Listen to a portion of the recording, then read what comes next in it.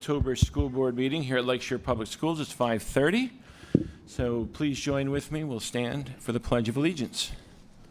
I pledge allegiance to the flag of the United States of America and to the republic for which it stands, one nation, under God, indivisible, with liberty and justice for all. Alrighty, let's go around the table here, and board members, please introduce yourselves. Julie Powell. Oh, sorry. Griffin Ott. Scott Allen. Jason McRue. Greg Eating. Bill Scaletta. Rachel Wade. Jeff Hannon. Tracy Althouse. Okay, thank you, everybody. We'll go ahead, and board members, please take a look at tonight's agenda. Let me know if you'd like any edits to that, and if not, I'll accept a motion for its approval. So moved. Support. All those in favor? Aye. And likewise, consent action items. Please take a look.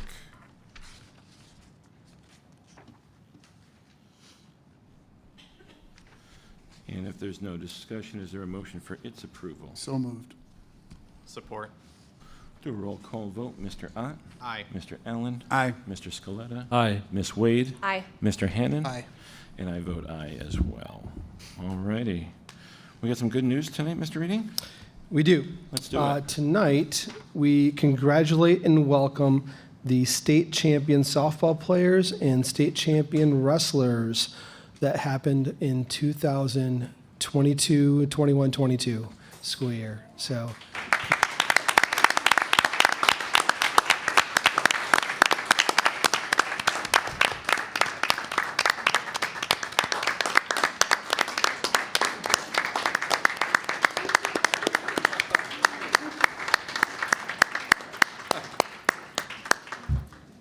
this is just a few members of the team, as we got some that were seniors last year who are off on college, and we have some that play volleyball. So they are playing tonight in Edwardsburg.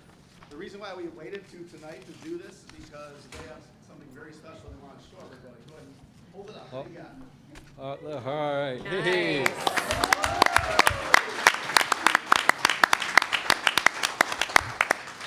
Well, this past Friday, they were honored the football game with receiving their rings, their state championship rings, which is obviously a big honor, something that they can carry with them and have with them the rest of their life. So tonight, I'll let Coach Doc speak just a little bit real quick here and introduce the team members that are here.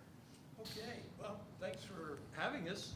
It's quite an honor. And these kids were amazing the whole season, and we played our best in the tournament.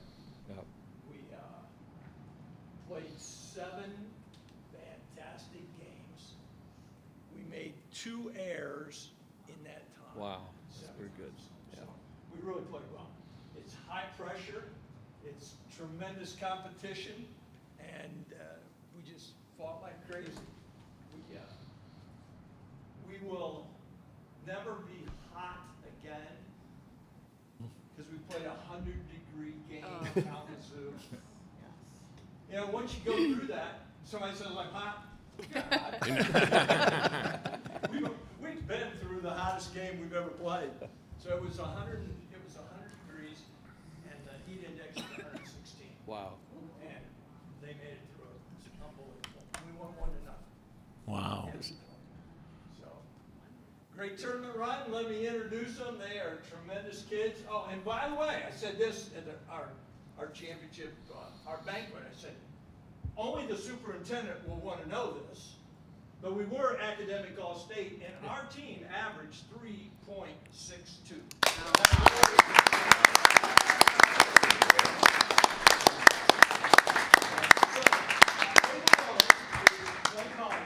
Gianna Kirschbaum is out in Hawaii Pacific playing softball right now in Hawaii. Let's all feel bad for her. That's rough. Okay? And Gianna had the lowest grade point of our 3 seniors at 3.88. Yes, we were amazingly smart. Olivia Dendubin is at Arizona State in the Honors College. Wow. And she, Lakeshore. Dallas Dominion is not here. Ali Chavez is right here, outfielder. She's in right now. Jocelyn Schmaltz is playing volleyball.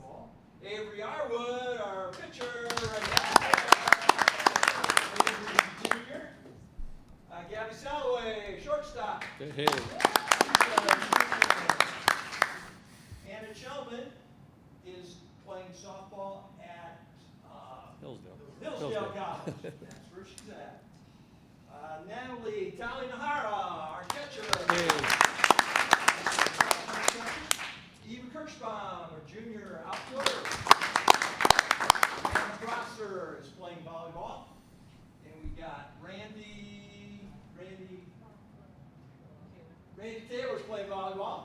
And Bailey Zavril must be working or something. Two sophomores there. Our coaches, Amy Fleming, right here. Hey. Tim, who's one of our scorekeepers. Craig is we call him our general manager. Right? Thanks for having us. Awesome group of kids. And we got a bunch of them back. Give it another go this spring.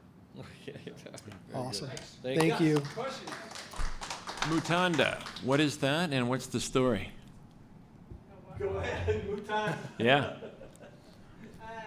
Mutanda actually our Lakeshore word for the word mudita, which comes from Alabama softball. It's basically your ultimate teammate. It means unselfish joy. So can you be happy for someone else until it's your turn?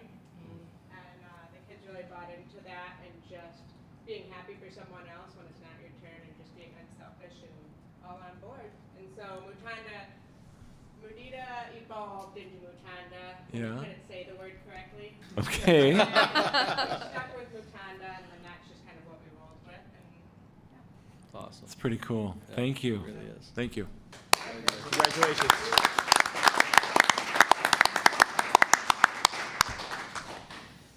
If I may say something as you're walking away, Denny, I am friends with several people in Wayland, and the middle school principal, who I used to play softball with myself, said, our Wayland team is the best team we've ever had, and if we had to lose, and I know you have a long history with Sherry Ritz, that coach, and both programs have won their share of things, but she said, that is the best team we've ever had, and you came in and beat us. I think 1-0, wasn't it?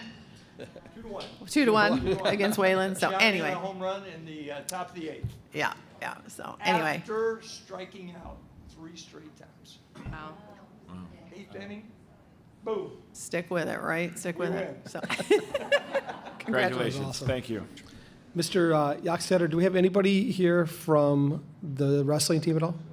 Okay, Okay. sounds good. And I just have one more addition real quick. Far away. For good news, I know Officer Dorr is in the room, so I thought we should introduce him briefly.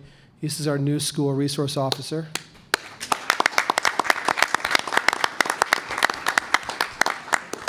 Officer Dorr comes with over 25. I try to give you the benefit of the doubt there, Mr. Dorr. Years of experience, and we're thrilled to have him as part of Lincoln Township Police and Lakeshore Schools. So, thank you. Thank you.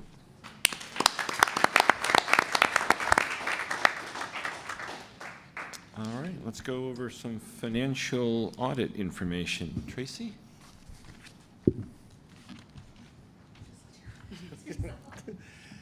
So thank you for having me. I'm not sure this competes with the state championship for softball, but at least for us auditors, it's pretty close. So my name is Matt Kelly. I'm a partner with Plant Moran. We've been your auditors for a number of years, and we're here to present the results for the current year. So we spent some time last week or about a week and a half ago going with the finance committee, going in detail about everything that happened during the year. So this will just be kind of a high level. Graphs will look a little different than they have in the past, but in general, fantastic job, fantastic year. Tracy and her team did a great job. We have a clean, unmodified opinion, which is the highest level of assurance we can provide. And then no significant deficiencies, no material weaknesses, everything was in good order. So if we go to slide 1, and this really summarizes some of our required communication under our auditing standards to the board. So again, we had an unmodified, clean opinion. The financial statements are the responsibility of management, but we do render an opinion on those financial statements. And our audit was completed in accordance with generally accepted audit standards within the United States of America. So talking a little bit more about the plan, scope, and timing of the audit. So we did have a conversation with the board prior to the start.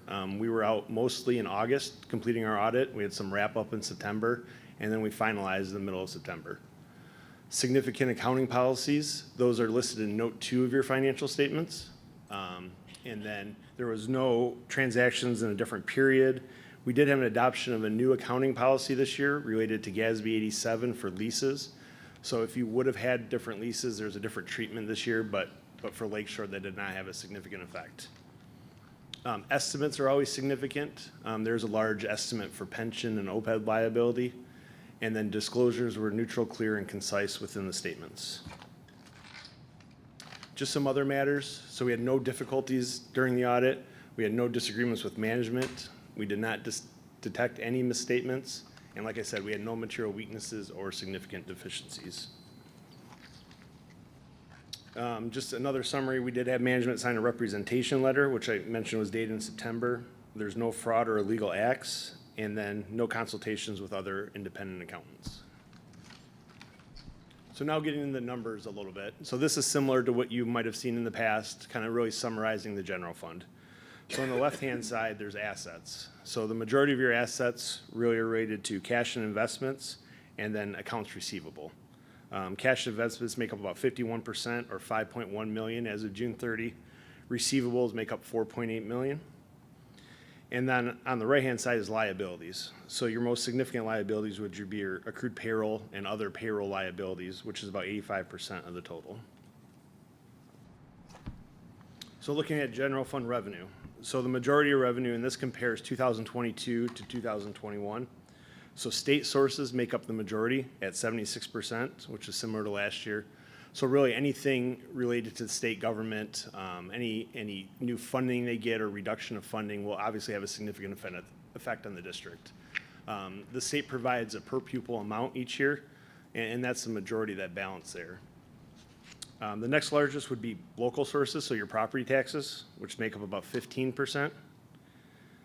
Federal sources make up about 7%. So this would be all the federal grants that you received. So you'll notice it was pretty similar to last year, but you had the CRF funding last year, and you had ESSER funding this year, which are types of federal grants related to the COVID relief funds. So we'll see another graph in a little bit showing the differences. Looking at expenditures, so the majority of it obviously goes through instruction, and it's made up of salaries and wages. So as you see on the graph, instruction is 65%, but those are state classifications. If you look at the blue section, those are support services, but a lot of those do go to the students. So within that support would be pupil transportation, guidance counseling, things like that. So if you actually took the total of all of the expenditures that go to students, it's about 78% for the year, which is really on line with all the other districts in the area. So you're very consistent there. And this is what I mentioned about the COVID relief funding. So obviously with COVID, there was a lot of grants given to schools. This is non-reoccurring, so these are all one-time grants that you received.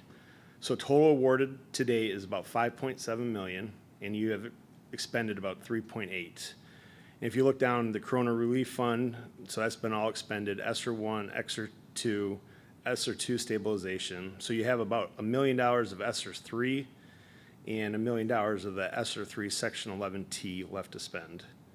And then that should be all the funding that we know of, but that's kind of where everything stands as of June 30. Now taking a look at the fund balance. So fund balance is just over 6 million, which is about a 500,000 increase over last year. If you look at the state aid membership, you're at 2,710 student aid per pupil count, which is down a little bit over the years, but it's pretty similar overall. And the foundation allowance, which is that per pupil from the state, is $8,700, which you'll see is really a slight increase every year since 2018. And then looking at as a percentage of total expenditures, so you're about 19%, which is very similar to where it was last year. And this is your general fund balance divided by your expenditures for the year. And if you compare this to the statewide average, you'll see in 2021, because 22's data is not out yet, you're right on line with the state average. So that is the last slide I have. Do you guys have any questions?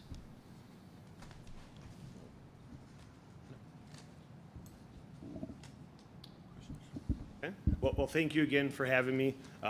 This is the first one I presented at this year, so you guys are ahead of the game. And like I said, Tracy and her team did a fantastic job this year. So thank you for having me. Thank you. Thank you. Not a question, but just a thank you, Tracy. Another unprecedented year, and to have the books look like they do, now to be vetted and verified is quite a testament to your hard work. So thank you, Tracy. Absolutely.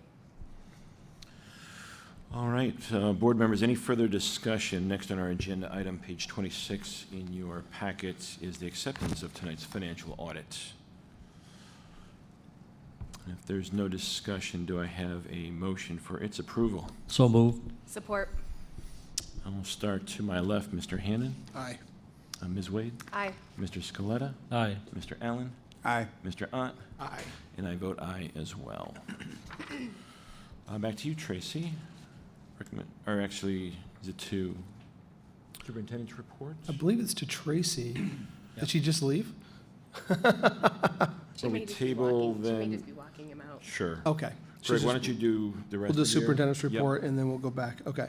Because we have one more thing to do in regards to section 98C, 8C. learning loss I'll hold that out situation, then until so. she All comes right. back. My informational report for tonight, and basically for kind of looking over the last month, we have completed almost 6 weeks of school. Actually, I think we completed 6 weeks of school as of today. We are now shifting into the season of parent-teacher conferences, and tonight marks our first evening conferences with the high school. Over the course of the last month, Lakeshore has had many highlights. Here are a few that I would like to point out. On September 28th, a group of approximately 24 people from Germany arrived. This is part of our German exchange program and is connected to the group of Lakeshore students who visited Germany last spring. Our German friends have been living with host families and have taken part in normal school activities, as well as several planned trips and experiences. This past week, the entire group met with U.S. Representative Fred Upton, who spoke with our group for over an hour. Personally, I was very impressed with the questions that were raised by both our Lakeshore and our German counterparts. What a fantastic opportunity for all the students and adults that were present. We also had our first Breakfast with the Board event that took place at the middle school on September 26th. This event is designed to allow school staff the opportunity to meet and converse with our board. Breakfast with the Board is something that had taken place before COVID, and I'm excited that we were able to restart these connection events. Each building is scheduled to host once throughout the school year. I believe next week is the high school. And in terms of school safety, this past month has been busy. Officer Dorr, who was here earlier tonight, our school resource officer, has been busy getting into buildings and developing relationships with students and staff. He will soon be presenting to classrooms on several topics, such as the dangers of vaping and other high-risk behaviors. Here are a few other safety bullets from this past month. First of all, a group of administrators attended a crisis training event at Western Michigan University that was hosted by the Michigan State Police. This event helped with fine-tuning our threat assessment process. There will be a follow-up training, I believe, that's coming up in January. And the high school and middle school are testing out new vape detector devices that are now in the bathrooms, or a few of the bathrooms. We're looking at the possibility of installing these in all secondary bathrooms. Right now, we are just in the testing phase of those. And finally, I'm excited to report that our boys tennis team is headed to state as they finished second place at regionals this past week. Spencer Coates was regional champion at number 2 signals, and Landon Coates, his brother, was regional champion at number 1 signals. Very cool. Congratulations. Tracy, and you're up for section 98C. Well, is it all right if I do the budget modification at the same time with 98C? Sure.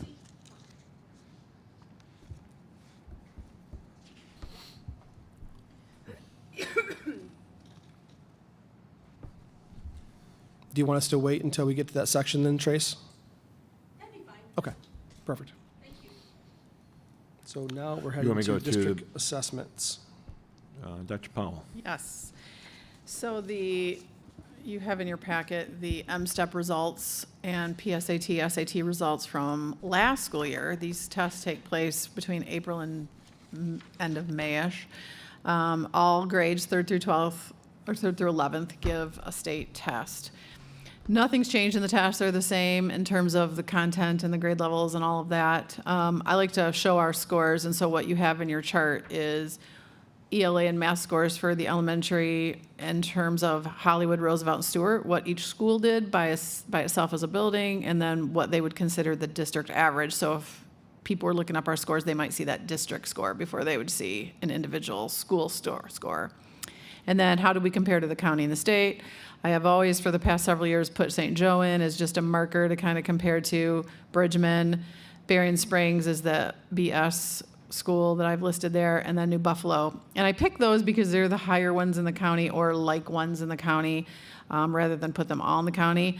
I also personally pay attention to what goes on in other schools that I consider high acclaim around the area, just to see where we fall with them. The second section down, which is the middle school, same thing. The 8th grade test is now called the PSAT. That's been true for a couple years now. So where you see PSAT, 8th grade math and ELA is what their test is called. So those are the scores for the middle school. Obviously the county state averages, St. Joe, Bridgman, Berrien Springs, New Buffalo. And then the high school. The 9th and 10th graders take the PSAT, and the SAT is given to 11th graders. So again, you see those comparisons. On the second sheet, I put, this isn't a particularly highlighting year for me, like I couldn't pull off some grand things to tell you. My talking points on the other page really just kind of reminds us of a few things. We are required to give the M-STEP. We were required, all public schools are required to give it, and we were in 2021 too, but parents were able to opt out in 2021 because of COVID, and many did so. Not as many here in Lakeshore as in around the state, but just as a comparison point, 70% of students in Michigan took that test in 2021 compared to the 97%, 95% that took it last year. So a lot of times when they're trying to deal with trends and historical data, you kind of have to use that year pretty cautionary, because it just did not, frankly, represent everybody that could have taken that test. So, but in general this year, scores were down in most grades and most subject areas a little bit, which isn't surprising considering the type of schooling we've had for the past few years in Lakeshore and all around. Kids are still kind of getting back on their feet, teachers getting back on their feet, so that's not surprising.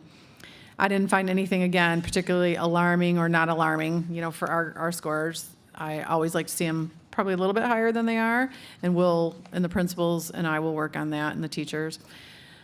State testing information can be helpful in determining what extra support students need, but since this is only one data point on one test day, that's all you can say about it.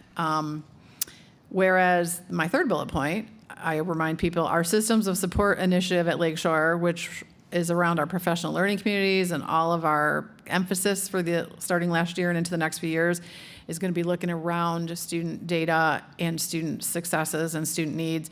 And we will be looking, frankly, a lot more at local evidence and constant evidence of how we're doing in our classrooms is actually working. So that includes the NWA test, which is, frankly, a more useful test score because it gives things to do with it too. It'll tell you the score, but then what the weaknesses are. And teachers there's a lot of really nifty tools in there that teachers can use to chart their classes. Of course, we have really great curriculum too, which comes with a lot of assessments, and we're going to be spending a lot of time as teachers this year learning how to look at those even better. So that little interesting to note section down there is just a lot of people understand the NAEP, the National Assessment of Educational Progress system. We've been in Michigan kind of on the lower end of that in the last several years. Now we're probably moving slightly up into the middle of the pack. I just know it's a big test that people reference, so I wanted to make note of it. So that's what I would say about our test scores. We all know that, the same thing is going to happen this year. The tests are pretty much the same time of year. We don't expect anything different there, but we do feel like our new zest around professional learning communities and what we're going to be learning and doing with all of our teacher teams and building leadership teams and administrators is where we're going to see a big difference over the next few years in our scores. And I'm happy to answer any other questions if you have any. So Julie, it looks like overall, when I was looking at the numbers, pretty much across the board, looks like we're pretty competitive with other districts and overall. Is there any areas where you really had some concern or something that you weren't expecting? I mean, I think our math scores are sometimes the higher of the area than some of our counterparts, which speaks to we have a really zestful program in Bridges at the elementary level, and it builds from there. I think overall, nothing, maybe a blip of a score here and there in a certain school or something I didn't like, but other than that, I would say that we're roughly on par with where we need to be. New Buffalo always scores really high, but they are small, and they just don't have a lot of special ed students, they don't have a lot of ELL students, they just don't have some of the other dynamics, because to me, their scores always kind of stand out, like how are they so high? But I would say that's one of the reasons they're so high, because they're very small and very singular. They don't have a lot of diversity. Thank you. Thanks, Julie. Anyone else? All right, let's move on to Board of Education reports. First, Mr. Ott, could you read Administrative Affairs for us? The Administrative Affairs Committee met on Tuesday, September 27th at 7:15 in the Central Office Conference Room. Present in the meeting were Kevin Bushu, Jeff Hannon, myself, and Greg Eating. The committee discussed the start to the school year and some administrative situations within the district. Mr. Ott, thank you. We'll move on to Facilities and Finance. Mr. Hannon? On Wednesday, October 5th, the Facilities and Finance Committee met, consisting of Rachel Wade, Kevin Bushu, myself, Greg Eating, and Tracy Althouse. The committee was joined by Matt Kelly and Josh Gill, who were here earlier tonight. Topics discussed were not limited to the following. The auditors presented our yearly audit, which was presented earlier to the board. This is very good news for the district, as we received a clean audit, which means that we have no material weaknesses or significant deficiencies noted. Tracy discussed the need for 10 passenger transit vans, which are now available to replace the older Suburbans and vans that we currently own. The committee is recommending the purchase of 2 transit vans. Tracy presented Budget Modification 1, which will be presented to the full board in a little while tonight. And then lastly, Greg discussed criteria for a marketing communications position. Jeff, thank you very much. We'll move on to Policy Committee, please. Mr. Scaletta? Policy Committee met on Tuesday, October 4th at 4:30 in the Central Office Conference Room. Present at the meeting were Rachel Wade, Scott Allen, Greg Eating, and myself. The committee discussed the curriculum review process that Dr. Powell is creating, as well as all the associated policies that pertain to this process. Some minor revisions were suggested and will be reviewed at the November meeting. Thank you, Mr. Scaletta. All right, we're going to move back to superintendent recommendations, but first, Tracy, we'll go to you for item 5, section 98C, and then the budget modification, please. So recently, we have been made aware that there is another grant from ESSER, 2 funds that we can apply for, which is the 98C learning loss. So when Mr. Kelly was presenting all the different ESSER funds that we've had and how much we've spent and how much available, there are more coming. We just don't know when or how much, but we do now have at least one more coming, which again is called Section 98C, which is for learning loss. It's $52 million. No, that's not all Lakeshores. It would be great, but it's not. Basically, it's a minimum of $36.75 per pupil. With our current count of 2690 FTE, that's about $100,000. It can go up to $50 per pupil, which would be approximately $135,000. What we plan on doing with this money is what we call supplanting. So there's times where you supplement and times when you supplant. So what we would like to do with this money is, right now we have counselors, especially our elementary counselors, in a bucket called at-risk funding. 50% of their salary and benefits come out of at-risk funding. What we would like to do with this 98C learning loss is use this to help pay for that 50% and defer or use later the at-risk funding. Basically, keep allowing for all counselors to be continued in the future with a funding source. So that's called supplanting versus supplementing, which is where you would add counselors or add someone else. And with this job market right now, it's extremely difficult to find anyone like that, especially at this point in the year. So we would like to supplant that money and use it for in the future. The grant is due on November 30th. Julie and I are working on it right now, so hopefully we'll get approved for that. It is not a competitive grant, so everyone will get something. The question just is, again, how much? But it's not like some grants which are competitive and you have to meet certain criteria to even be eligible to get it, and it depends if other districts apply. So that's the first one. So that's our 98C learning grant. Part of the grant requirements is that is presented to the board and discussed. So we wanted to make sure it was brought up today. Tracy, what determines whether we get the, did you say 37 or the 50? What makes that determination as to how much we'll get per pupil? The determination is based on how many districts apply. Okay. So a lot of times you have probably 10% of the districts that won't even apply. On a recent Zoom call we were on with the state of Michigan, there are still districts, well, this was through September 30th. There were about, I think, 50, do not quote me please on that, districts that still had not applied for ESSER 1. That money has already been spent for us. I mean, we're on ESSER 3 now, but there are districts who just don't apply for these grants. They're really missing out when they don't apply. And it's based on our total number of pupils, not a specific group of pupils. Yeah, it appears right now that it's not based on demographics. However, ESSER 2 and ESSER money is based on demographics, so we're waiting for a little bit more information and clarification to see if the way we spend this is based on demographics like 11T, which is another ESSER type money, but we're not exactly sure how it has to be spent. We just get the amount based on a certain number of FTE, but how it's spent could be another way to account for that. Thank you.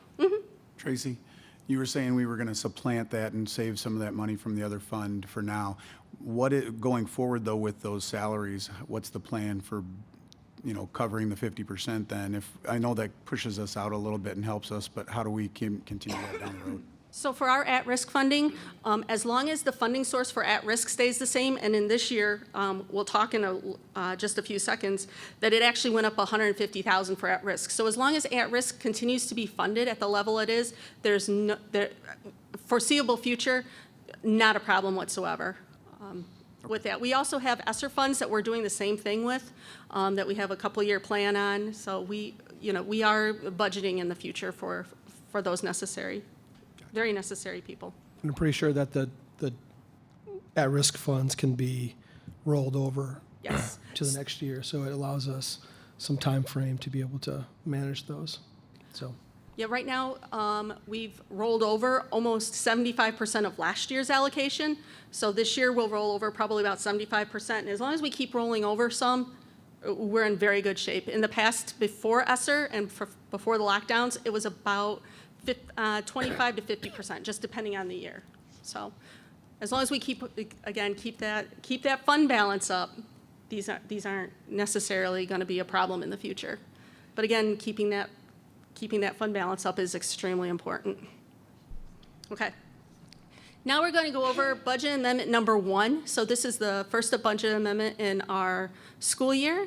When this usually happens is because the State Aid Act has been signed, and now we've actually applied what we're getting in the State Aid Act to our budget. The application and passage of the State Aid Act, our foundation allowance went from $450 to $9150. When we did the original budget, we budgeted for $500. I was very comfortable budgeting for $500 because we didn't budget for any increases in categoricals. So that was kind of my trade-off to keep on conservative budgeting, is we knew we would have increases in categoricals, we just did not know how much. So that was a very conservative way of doing categorical budgeting. Our at-risk categorical change was approximately $145,000. We have a mental health grant of $290,000. We have an increase in special education, which Stacy will love, of almost $500,000. And school safety, $290,000. The school safety one, we also just learned that Michigan State Police have opened up their grant application process for our school resource officer. So this $290,000, which we believed initially we could put towards a school resource officer, we cannot, but there's another grant for it. So again, all of these grants are starting to come in that, again, another one we didn't really totally know about. That will be applied for in the next week, as we have 3 weeks to apply for that grant. We also received 61C money from Barry and Risa. This is CTE money. Other districts did not spend, so like they, the 36 to the 50, other districts didn't spend towards CTE. We had $73,000 of equipment. So amazing. Also, based on our count day, we are up 20 students from where I initially budgeted from 2670 to 2690. So very good news there. Our expenditures, I reclassified the June 22nd salary and benefits as we had just signed a contract. Now, where you'll see in your packet, but not up here, I allocated them to the proper function codes. I added 2 additional transit vans, which Nick will be putting out for bid. There's only 3 commercial carriers in the state who can sell these to us. So unfortunately, we can't use any of our local dealers to get quotes from, which is a shame, but only 3 commercial dealers in Michigan that we can get quotes from. Also, another expenditure highlight was, as we got money for 61C, now we spend money for 61C. So we started our original budget on June 15th with 10.95%. We amended the budget on June 22nd as we had our final payroll accruals come in for the 5 pays in the summer. That took us to 11.11%, and then with budget modification number 1, including the State Aid Act, including these transit vans, the grants, and some other reclassifications, we should end June 30th, 2023 with 13.28%. Again, that is conservative. As we know, there's some more grants that are coming in, and also, again, just insurance changes, I do keep some chestnuts back for those type of things. And again, things pop up. I'll look at our gas prices. So, and that finalizes budget modification number 1 and the 98C learning loss. If we have any questions? Board members, any questions or discussion? Just a comment, Tracy, I always appreciate that you take those opportunities to, this is going to sound bad, but to spend money when we have that chance, so that we're not one of those districts that's returning money to other districts to use. I appreciate that you take, you look for every opportunity to ensure that our equipment's being upgraded, whatever it is that we need in the district, that you're taking advantage of the opportunities that are presented to us, so thank you. Thank you. Also, our staff is amazing in bringing these up to us too, because sometimes they can slip that we just didn't realize it. The MSP grant, Greg heard about it, but my own listserv, it wasn't on there yet. So, I mean, again, it's communication from everybody throughout the district, and then just Julie and I executing and making sure we do apply for those and get those type of grants. All right, thank you. Tracy, I just want to say thank you. I don't think the community realizes what an asset you are for us. In speaking to some of the accountant world out there, you have just so much high regard from them for what you do. And so that speaks a lot about our district, having you in that role, keeping us where we need to be. Like you said, there's a lot of districts that don't even take advantage of getting some of the funding or keeping their general fund balance at a place where if something does happen, we're actually in a good footing for that. So just wanted to say thank you for everything you do. I know it's very difficult at times, but we appreciate you. Thank you very much. I have an excellent team, and all the staff here, really seriously, I mean, they all know we're very careful, all of us watching, so thank you. Thank you, Tracy. All right, any other board member comments, discussion? Is there a motion to approve quarterly budget modification number 1? So moved. Support. Start to my right this time. Mr. Ott. Aye. Mr. Allen. Aye. Mr. Scaletta. Aye. Ms. Wade. Aye. Mr. Hennon. Aye. And I'll vote aye as well. Mr. Eading, back to you. This is for summer tax collection. Recommending approval for the resolution which invokes the continuing resolution to collect 100% of summer taxes for the 2023 tax levy in July 2023. Questions or discussion, board members? Is there a motion for the approval of the annual summer tax collection resolution? So moved. Support. And we'll start with Mr. Hannan, Aye. Ms. Wade, Aye. Mr. Scaletta, Aye. Mr. Allen, Aye. Mr. Ott, Aye. and I vote aye as well. Overnight trip, Mr. Eating. Yeah. The DECA State Leadership Conference. The DECA advisor, Tanya Jenke, is requesting permission for some marketing students to attend the DECA State Leadership Conference in East Lansing on November 3rd through 4th, 2022. Always a pleasure to see our former board colleague back in the classroom, Ms. Jenke. Are there any questions, discussion? If not, I will make the motion for this. Is there support? Support. All those in favor? Aye. All right, motion carried. Move on to public comments. I've got two folks registered tonight. They are Robin Griffinius and Amy Foster. Ms. Griffinius, would you like to go first? Okay. Is Ms. Foster, would you like to go? Okay.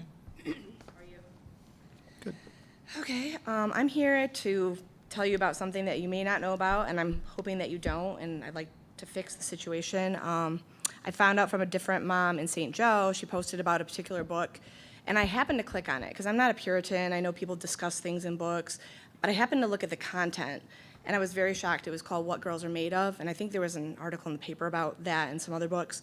It's very explicit, and in my opinion, it's pornographic. I'm shocked. I don't believe it would have ever been on the shelves when I was a student here. It belongs in the Lion's Den, not in the Lakeshore Library. There's some other books that I found, and I have actually a report, kind of a mini report of some of the books.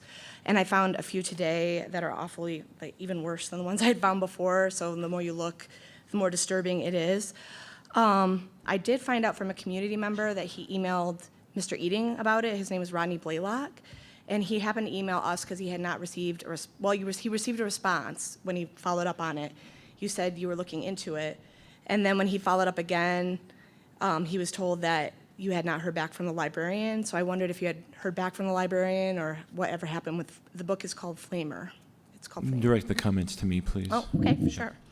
So anyway, that's one thing. Also, I wanted to know who's ordering the books, what's the process to make sure that books in the school are not obscene and or pornographic. If they're in our library, it does make me wonder what's in our curriculum, because it shows a lack of judgment. I'm going to hand this to all of you. I want you all to look at it, because seeing is believing what's in the library, and it's shocking. So thank you for your time. I have my email on here, and I'd like a response, because, like I said, it's very problematic. I'm shocked that it's in our school, and I'll hand it to you guys so you can handle it. Thank you very much. Thank you. Thanks. Okay. All right, and Ms. Griffinius declines, so that's the last of public comments. We're going to go into closed session here in a bit to discuss disciplinary matters. So, board members, any other discussion, questions, comments? If not, could I get a motion to go into closed session? So moved. Support. All those in favor? Aye. Aye. All right, thanks, everybody.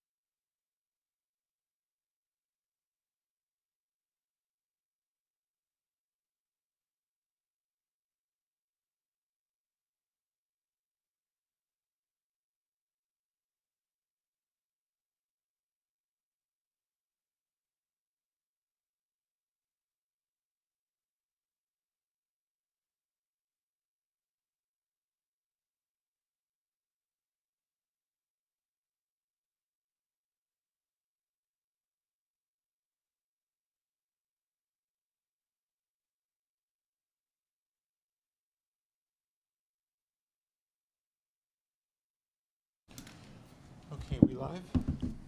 Hello, welcome back. I will accept a motion to go back into open session. So moved. Support. All those in favor? Aye. All righty. Excuse me. I'll start by, Taking all the notes here so that Sue says everything's okay. So, in All right. session, Rachel, Griffin, got it. all right, so first, disciplinary action, student number 77. It is the recommendation of the board that student 77 be expelled through the remainder of the full expulsion through the 22-23 school year, with the ability to apply for reinstatement in January prior to start of semester 2.